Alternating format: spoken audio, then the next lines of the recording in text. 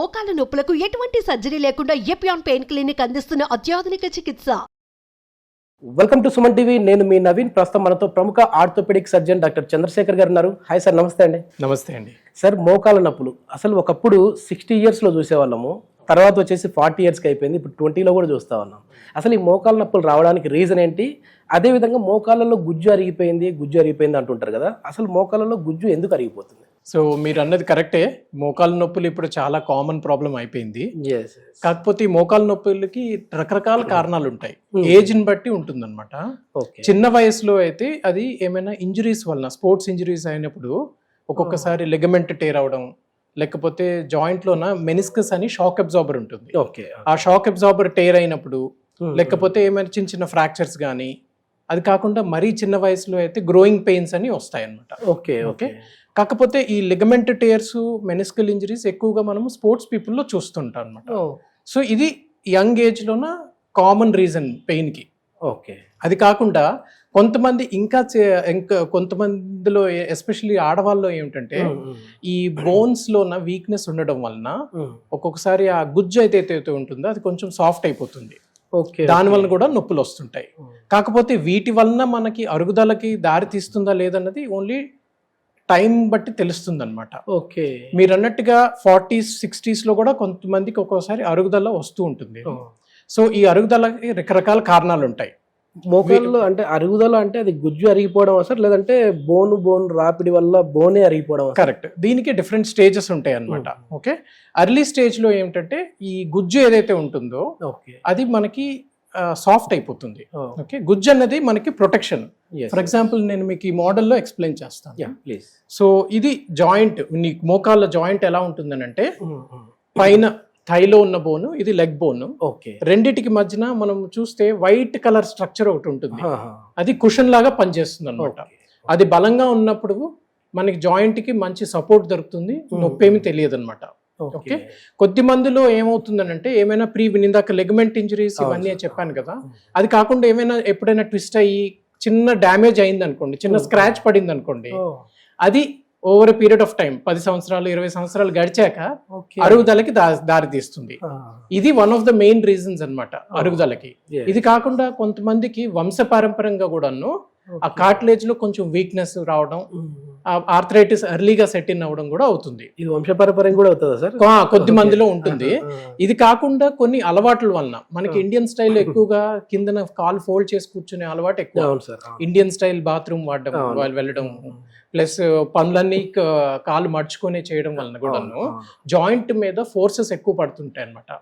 ఆ loading, continuous loading అవుతున్న కొద్దీ ఏమవుతుందని అంటే, ఇందాక చెప్పాను కదా, ఏదైనా స్క్రాచ్ గానీ ఏదైనా చిన్న ఇంజరీ అయింది అనుకోండి, ఆ కంటిన్యూస్ లోడింగ్ వలన అది ఓవర్ పీరియడ్ ఆఫ్ టైం అరుగుదలకు దారితీస్తుంది అనమాట. సో స్టార్టింగ్ స్టేజ్ లో ఏమవుతుందని అంటే అది కొంచెం సాఫ్ట్నెస్ ఉండి చిన్నగా రఫ్ అయిపోతుంది. మీరు అన్నారు కదా బోన్ ఆన్ బోన్ అని. సో ఇవి 4 stages ఉంటాయి. ఫస్ట్ స్టేజ్ లో ఓన్లీ సాఫ్ట్నింగ్ ఉంటుంది. సెకండ్, థర్డ్ స్టేజ్ లో ఏంటంటే కొంచెం రఫ్నెస్ ఇంక్రీజ్ అయిపోతుంది. ఇంకా ఫైనల్ స్టేజ్ వచ్చేసరికి ఆ గుజ్జు కోటింగ్ ఏదైతే ఉందో అది వెళ్ళిపోతుంది అనమాట. పూర్తిగా కోటింగ్ వెళ్ళిపోయిందని అంటే కిందనున్న బోన్ ఎక్స్పోజ్ అవుతుంది. మనకు తెలుసు బోన్ చాలా సెన్సిటివ్ స్ట్రక్చర్. ఎప్పుడైనా చిన్న దెబ్బ తగిలింది అనుకోండి, బోన్ ఎంత గట్టిగా ఉంటుంది, నొప్పి పెడుతుంది. సో అలాగే ఏమవుతుందని అంటే ఈ కార్టిలేజ్ వెళ్ళిపోయేసరికి బోన్ మీద బోన్ రబ్ అవ్వడం వలన నొప్పి వస్తుంది. దీనికి ఒక్కొక్కసారి వెయిట్ కూడాను ఒక కాంట్రిబ్యూటింగ్ ఫ్యాక్టర్ అనమాట. ఆల్రెడీ ఇలాగ ప్రీడిస్పోజింగ్ ఏమైనా స్క్రాచ్ పడ్డము, ఇంజరీస్ అవడము, దానికి తోడుగా పేషెంట్ కొంచెం హెవీ వెయిట్ ఉన్నారనుకోండి, లోడింగ్ అనేది ఇంకా ఎక్కువ అవుతుంది, మోకాళ్ళ మీదనే పడుతుంది. కరెక్ట్. సో అప్పుడు ఏమవుతుందని అంటే ఇప్పుడు ఈ మోడల్లో చూసినట్టుగా బోన్ ఆన్ బోన్ అని అంటాం. సో ఇంకా గుజ్జు ఏమి ఉండదు, ఆ ఎముక మీద ఎముక రాసుకుపోతుంది అనమాట. ఓకే. సో దీనికి తోడు మన డే టు డే యాక్టివిటీస్ తో ఏమవుతుందని అంటే కాలు కొంచెం బెండ్ వచ్చేస్తుంది. ఆస్టియోఆర్థరైటిస్ అని అంటాం దీన్ని. ఓకే. సో ఇది common variety of arthritis. Arthritis అనేది జనరల్ టర్మ్ అనమాట. ఎనీ జాయింట్ ఇన్ఫ్లమేషన్ ని ఆర్థరైటిస్ అని అంటాము. ఆస్టియోఆర్థరైటిస్ అన్నది ఇట్లా అరిగిపోవడం, డీజనరేటివ్ ప్రాసెస్. ఇంకొక వెరైటీ ఆఫ్ ఆర్థరైటిస్ ఉంటుంది, అది ఇన్ఫ్లమేటరీ ఆర్థరైటిస్ అని అంటాం. మనం చూస్తుంటాం కదా కీళ్ళవాతం అని, లేకపోతే యూరిక్ యాసిడ్ ఎక్కువ ఉండడము, గౌట్ అని అంటాము. కొంతమందికి స్కిన్ ప్రాబ్లమ్స్ ఉంటాయి, సోరియాసిస్ అని. దాని వలన కూడా జాయింట్ లోన ఎఫెక్ట్ ఇస్తూ అరుగుదల ఉంటుంది. వస్తుంది. సో ఇది ఇంకో కేటగిరీ, ఇదొక కారణం అనమాట. ఆస్టియోఆర్థరైటిస్ ఒక కారణం అయితే నీ పెయిన్స్ కి, ఇన్ఫ్లమేటరీ ఆర్థరైటిస్, రుమటాయిడ్ ఆర్థరైటిస్ అన్నది ఇంకొక కారణం. ఓకే, ఇప్పుడు యూరిన్ లో కాల్షియం వెళ్ళిపోతుంది అని అంటారు కదా సార్, కొంతమందికి ఆ ప్రాబ్లం ఉంటుంది. అంటే అట్లా కాల్షియం అనేది వెళ్ళిపోవడం వల్ల కూడా మనకి బోన్ స్ట్రెంత్ అనేది తగ్గిపోతుంది సార్? కాల్షియం అన్నది మన బాడీలోన 99% మనకి బోన్స్ లోనే ఉంటది, ఓన్లీ 1% బ్లడ్ లో ఉంటది అనమాట. ఎవరికైనా యూరిన్ లో కాల్షియం వెళ్ళిపోతుంది అని అంటే వాళ్ళకి అండర్లైన్ ఏమైనా హార్మోనల్ ప్రాబ్లమ్స్ ఉంటాయి. ఉండదు. మన బాడీ ఏంటంటే చాలా మంచి రెగ్యులేటర్ అనమాట. సో మన శరీరంలో ఏదైనా ఒక కెమికల్ తగ్గిపోతుంది అంటే వెంటనే దానికి కౌంటర్ రెగ్యులేటరీ మెకానిజం యాక్టివేట్ అయిపోతుంది ఆటోమేటిక్ గానే. అన్లెస్ వాళ్ళ హెల్త్ పరంగా ఏదైనా ప్రాబ్లం ఉంటే తప్పితే నార్మల్ ఇండివిజువల్స్ లోన మనం ఏదైనా కొంచెం డెఫిషియెంట్ ఉందనుకోండి వేరే చోట నుంచి తీసుకుంటది అనమాట. ఫర్ ఎగ్జాంపుల్ మీరు తినే ఫుడ్ లో కాల్షియం తగ్గింది అనుకోండి, మన బాడీ ఏం చేస్తుంది అంటే బోన్ లో ఉన్న కాల్షియం తీసుకుంటది అనమాట. తీసుకొని బ్లడ్ లో దాన్ని రిఫైన్ గా రెగ్యులేట్ చేయడానికి ట్రై చేస్తుంది. ఎందుకంటే బ్లడ్ లో ఉన్న కాల్షియం అన్నది చాలా ఇంపార్టెంట్. ఎందుకంటే మన హార్ట్ పనిచేయడానికి, ఇంకా మసిల్స్ కానీ ఇంకా వేరే నర్వ్స్ కానీ పనిచేయడానికి కాల్షియం అన్నది చాలా ఇంపార్టెంట్. అది కరెక్ట్ ఫైన్ గా అది రెగ్యులేట్ అయితే గానీ మన బాడీ సిస్టమ్ సరిగ్గా నడవదు. సో దీన్ని ఏం చేస్తుంది, బోన్ లో ఉన్న కాల్షియం తీసేస్తుంటది. మీరు over a period of time calcium సరిగ్గా తీసుకోవట్లేదు అనుకోండి, over a period of time bone లో ఉన్న కాల్షియం అంతా వెళ్ళిపోతుంది కదా. సో బోన్స్ వీక్ అయిపోతాయి. దీన్ని ఆస్టియోపోరోసిస్ అని అంటాం.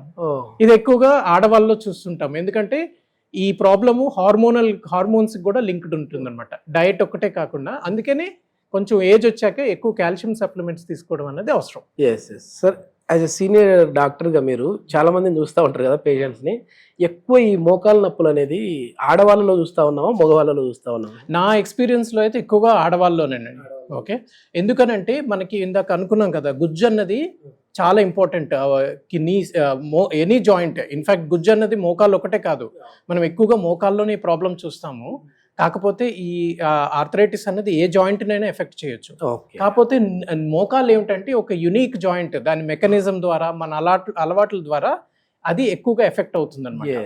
సో ఆడవాళ్ళలోనే ఎందుకు ఎక్కువ చూస్తామనంటే, ఒకటి రిలేటివ్ గా హార్మోన్ పరంగా చూసుకుంటే ఆడవాళ్ళలో కొంచెం బోన్ స్ట్రెంగ్త్ మగవాళ్ళతో పోలిస్తే కొంచెం తక్కువ ఉంటుంది.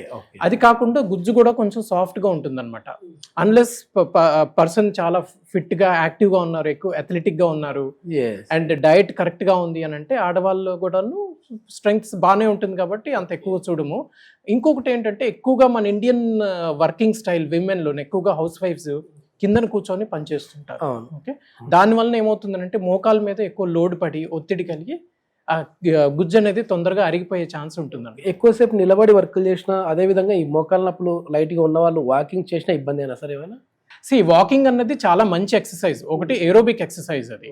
ఓకే, కాకపోతే మనం డే టు డే లైఫ్ లో ఏంటంటే ఎక్సర్సైజ్ అన్నది మనం బ్యాలెన్స్ చేయాలి.